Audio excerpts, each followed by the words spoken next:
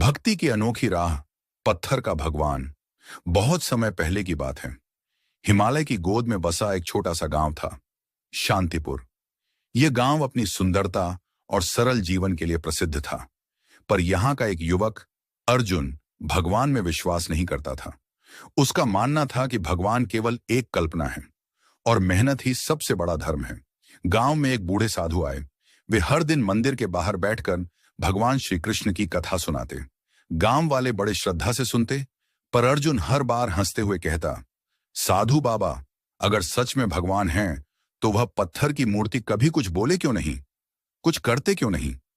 साधु मुस्कुराते और कहते, भगवान का अनुभव करना हो तो आंख नहीं, हृदय खोलना पड़ता है। एक दिन साधु ने अर्जुन से कहा, तुम इस पत्थर की मूर्ति को लेकर जंगल में जाओ, वहां एक गुफा में इसे रख दो और हर दिन एक लोटा जल चढ़ाओ। जब तक मूर्ति स्वयं कुछ कहे, वहां से मत लौटना। अर्जुन ने इसे एक चुनौती समझा और मूर्ति को लेकर गुफा में चला गया। दिन बीते, हफ्ते बीते, महीने बीते। हर दिन अर्जुन पानी चढ़ाता, पर मूर्ति चुप रही। धीरे धीरे अर्जुन का मन शांत होने लगा। उसे प्रकृति में एक दिव्य उपस्थिति का अनुभव होने लगा। पत्तों की सरसराहट में, झरने की गूंज में, पक्षियों के गीतों में। एक दिन जब वह गहरी ध्यानावस्था में बैठा था, उसकी आंखों से आंसू बह निकले। उसने कहा, हे प्रभु, अब मुझे कुछ कहने की जरूरत नहीं। अब मैं आपको हर जगह देखता हूं, इस पत्थर में भी और अपने भीतर भी। उसी क्षण उसे ऐसा लगा जैसे मूर्ति मुस्कुरा रही हो।